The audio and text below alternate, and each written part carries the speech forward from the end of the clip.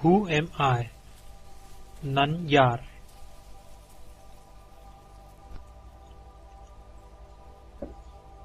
As all living beings desire to be happy always, without misery, as in the case of everyone there is observed supreme love for one's self, and as happiness alone is a cause for love, in order to gain that happiness which is one's nature and which is experienced in the state of deep sleep where there is no mind, one should know one's self.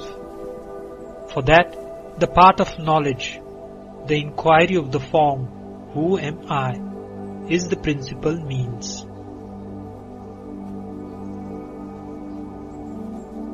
Questioner: Who am I? Maharshi: the gross body which is composed of the 7 humors, that is dhatus, I am not. The 5 cognitive sense organs, that is the senses of hearing, touch, sight, taste and smell, which apprehend their respective objects, that is sound, touch, color, taste and odor, I am not. The 5 cognitive sense organs, that is the organs of speech, locomotion, grasping, excretion and procreation, which have as their respective functions speaking, moving, grasping, excreting and enjoying, I am not. The 5 vital airs, prana, etc., which perform respectively the 5 functions of inbreathing, etc., I am not. Even the mind which thinks, I am not. The nescience too, which is endowed only with the residual impressions of objects, and in which there are no objects and no functionings, I am not. Questioner: If I am none of these, then who am I? Maharshi: after negating all of the above mentioned as not this, that awareness which alone remains, that I am. Questioner: what is the nature of awareness? Maharshi: the nature of awareness is existence, consciousness, bliss.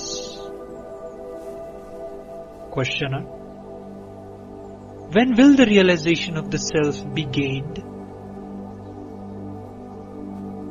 Maharshi: when the world which is what is seen has been removed, there will be realization of the self which is the seer. Questioner: will there not be realization of the self even while the world is there, that is taken as real? Maharshi: there will not be. Questioner: why? Maharshi: the seer and the object seen are like the rope and the snake. Just as the knowledge of the rope, which is the substrate, will not arise unless the false knowledge of the illusory serpent goes, so the realization of the self, which is the substrate, will not be gained unless the belief that the world is real is removed. Questioner: when will the world, which is the object seen, be removed? Maharshi: when the mind, which is the cause of all cognitions and of all actions, becomes quiescent, the world will disappear. Questioner: what is the nature of the mind? Maharshi: what is called mind is a wondrous power residing in the self. It causes all thoughts to arise. Apart from thoughts, there is no such thing as mind. Therefore, thought is the nature of mind. Apart from thoughts, there is no independent entity called the world. In deep sleep, there are no thoughts and there is no world. In the states of waking and dream, there are thoughts and there is a world also. Just as the spider emits the thread of the web out of itself and again withdraws it into itself, likewise, the mind projects the world out of itself and again resolves it into itself. When the mind comes out of the self, the world appears. Therefore, when the world appears, that is, to be real, the self does not appear. And when the self appears, the world does not appear. When one persistently inquires into the nature of the mind will end leaving the self. What is referred to as the self is the Atman. The mind always exists only in dependence on something gross. It cannot stay alone. It is the mind that is called the subtle body or the soul, that is, Jiva. Questioner: what is the path of inquiry for understanding the nature of the mind? Maharshi: that which rises as I in this body is the mind. If one inquires as to where in the body the thought I rises first, one would discover that it rises in the heart. That is the place of the mind's origin. Even if one thinks constantly, I, one will be led to that place.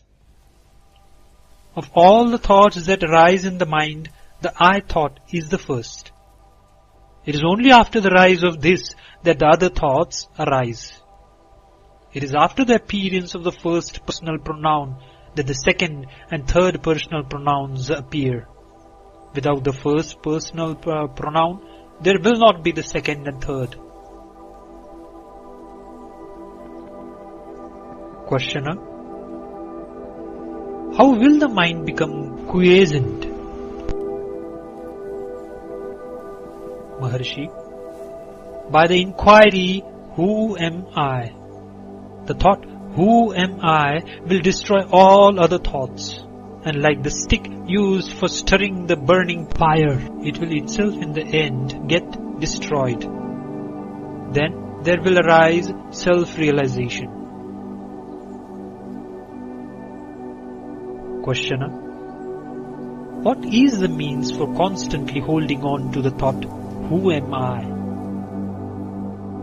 Maharshi: when other thoughts arise, one should not pursue them, but should inquire, to whom do they arise? It does not matter how many thoughts arise. As each thought arises, one should inquire with diligence, to whom has this thought arisen? The answer that would emerge would be, to me. Thereupon, if one inquires, who am I? The mind will go back to its source, and the thought that arose will become quiescent. With repeated practice in this manner, the mind will develop the skill to stay in its own source. When the mind that is subtle goes out through the brain and the sense organs, the gross names and forms appear. When it stays in the heart, the names and forms disappear. Not letting the mind go out, but retaining it in the heart is what is called inwardness, that is, antarmukha. Letting the mind go out of the heart is known as externalization, that is, bahirmukha. Thus, when the mind stays in the heart, the I, which is the source of all thoughts, will go, and the self, which ever exists, will shine. Whatever one does, one should do without the egoity, I. If one acts in that way, all will appear as of the nature of Shiva. Questioner: Are there no other means for making the mind quiescent? Maharshi: Other than inquiry, there are no adequate means. If through other means it is sought to control the mind will appear to be controlled, but will again go forth. Through the control of breath also, the mind will become quiescent, but it will be quiescent only as long as the breath remains controlled. And when the breath resumes, the mind also will again start moving and will wander as impelled by residual impressions. The source is the same for both mind and breath. Thought, indeed, is the nature of the mind. The thought, I, is the first thought of the mind, and that is egoity. It is from that whence egoity originates that breath also originates. Therefore, when the mind becomes quiescent, the breath is controlled, and when the breath is controlled, the mind becomes quiescent. But in deep sleep, although the mind becomes quiescent, the breath does not stop. This is because of the will of God, so that the body may be preserved and other people may not be under the impression that it is dead. In the state of waking and in samadhi, when the mind becomes quiescent, the breath is controlled. Breath is the gross form of mind. Till the time of death, the mind keeps breath in the body. And when the body dies, the mind takes the breath along with it. Therefore, the exercise of breath control is only an aid for rendering the mind quiescent, that is, manonigraha. It will not destroy the mind, that is, manonasha. Like the practice of breath control, meditation on the forms of God, repetition of mantras, restriction on food, etc., are but aids for rendering the mind quiescent. Through meditation on the forms of God and through repetition of mantras, the mind becomes one-pointed. The mind will always be wandering. Just as when a chain is given to an elephant to hold in its trunk, it will go along grasping the chain and nothing else. So also when the mind is occupied with a name or form, it will grasp that alone. When the mind expands in the form of countless thoughts, each thought becomes weak.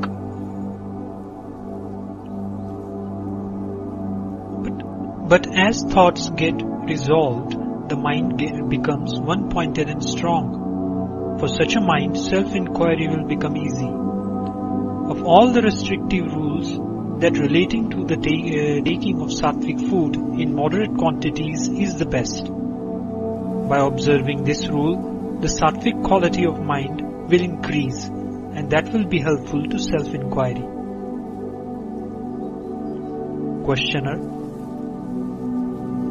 The residual impressions, that is thoughts, of objects appearing wending like the waves of an ocean, when will all of them get destroyed? Maharshi: As the meditation on the self rises higher and higher, the thoughts will get destroyed. Questioner: Is it possible for the residual impressions of objects that come from beginningless time, as it were, to be resolved, and for one to remain as the pure self?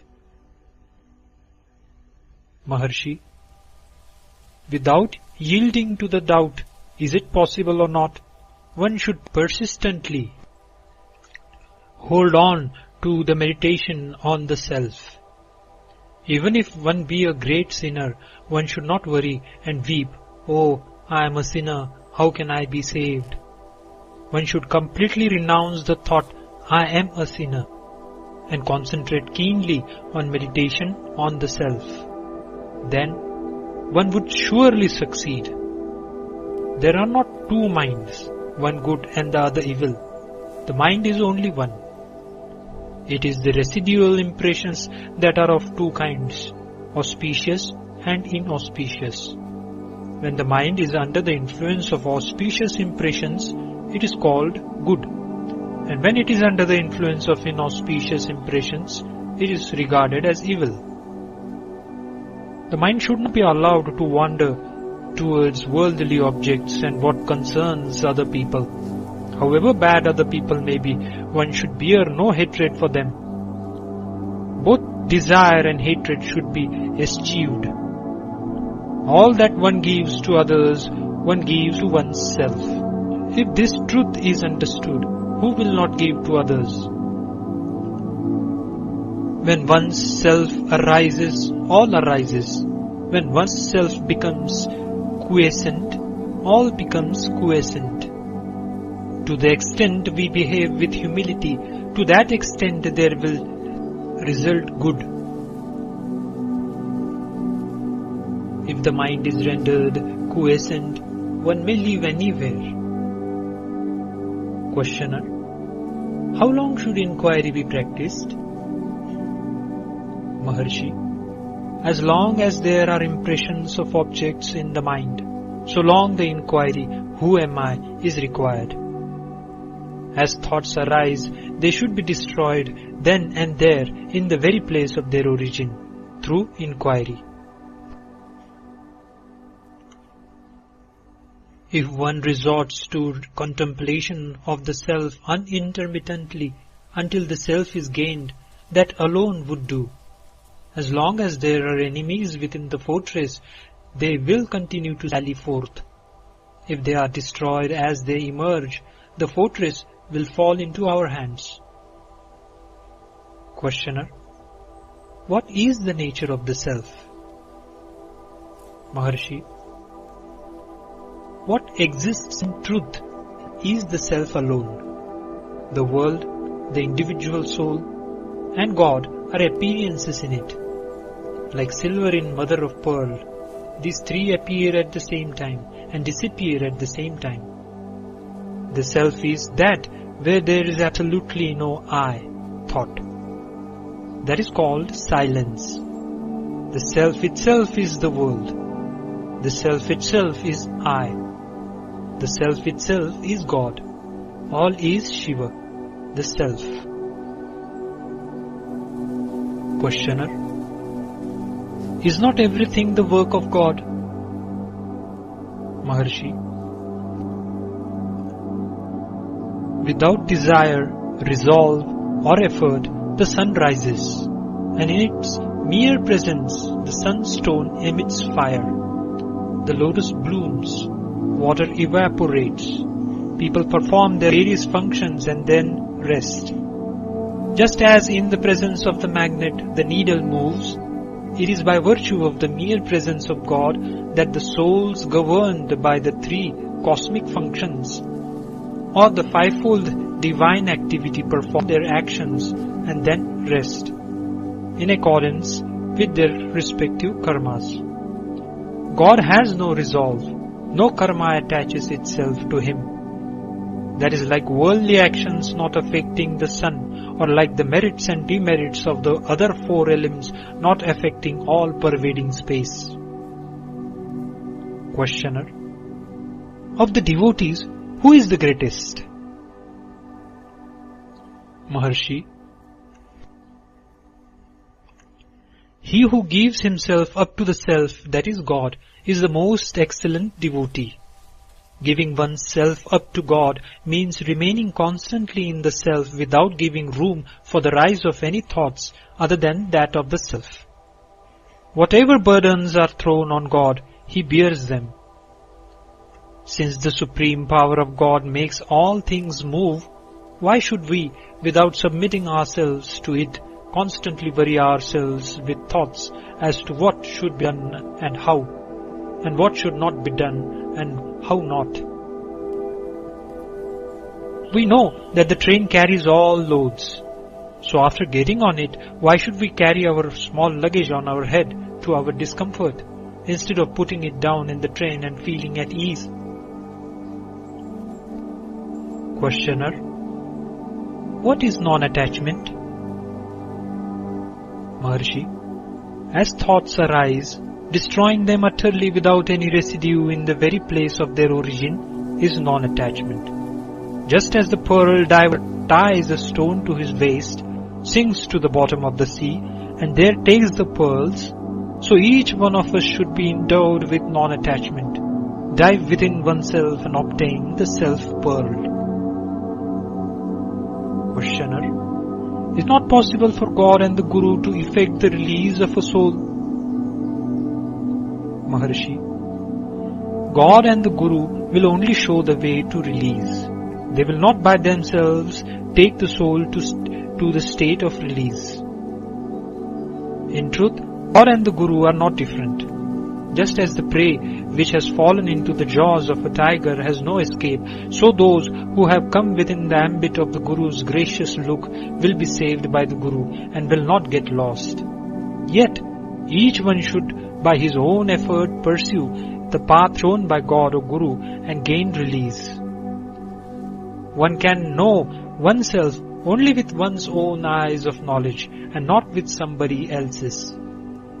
Does he who is Rama require the help of a mirror to know that he is Rama?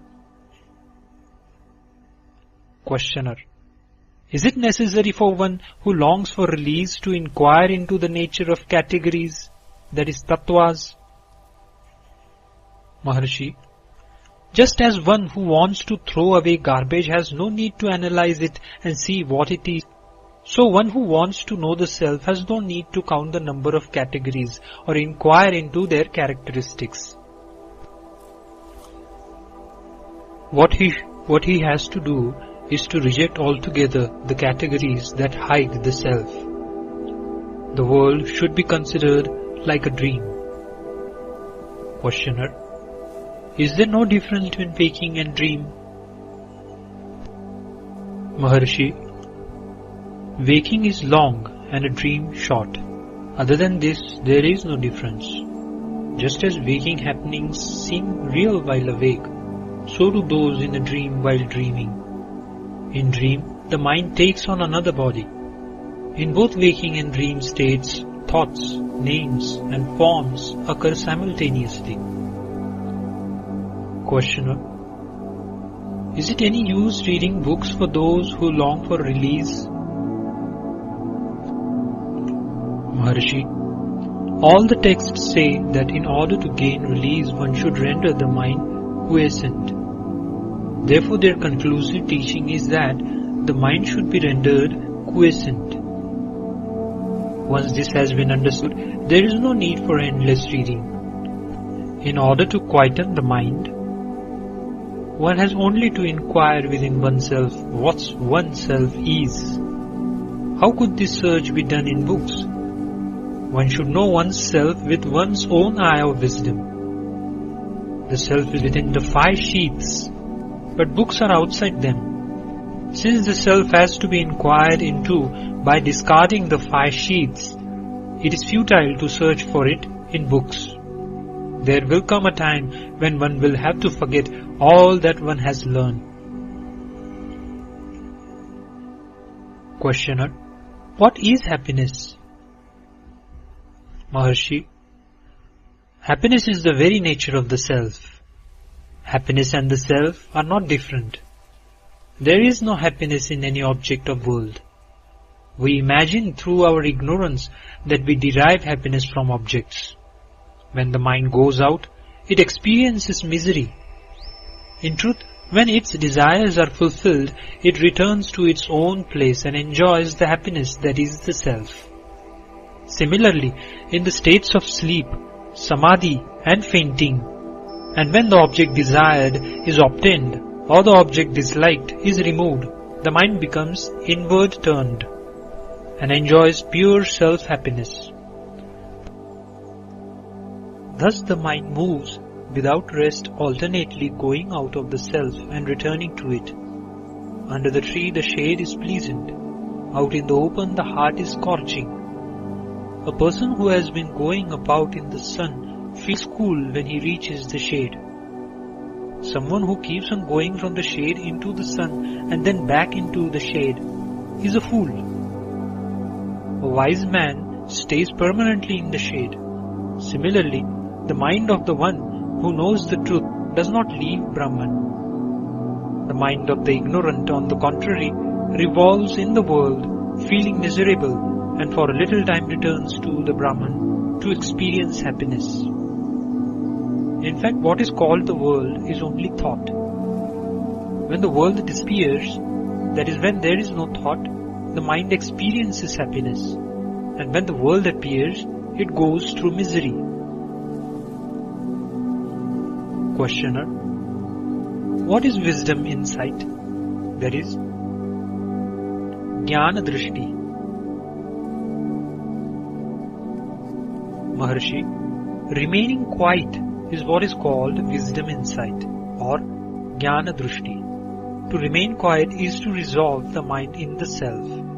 Telepathy, knowing past, present and future happenings, and clairvoyance do not constitute wisdom insight. Questioner: what is the relation between desirelessness and wisdom? Maharshi: desirelessness is wisdom. The two are not different. They are the same. Desirelessness is refraining from turning the mind toward any object. Wisdom means the appearance of no object. In other words, not seeking what is other than the self is detachment or desirelessness. Not leaving the self is wisdom. Questioner: what is the difference between inquiry and meditation? Maharshi: inquiry consists in retaining the mind in the self. Meditation consists in thinking that one's self is Brahman, existence, consciousness, bliss. Questioner: what is release? Maharshi: inquiring into the nature of one's self that is in bondage and realizing one's true nature is release.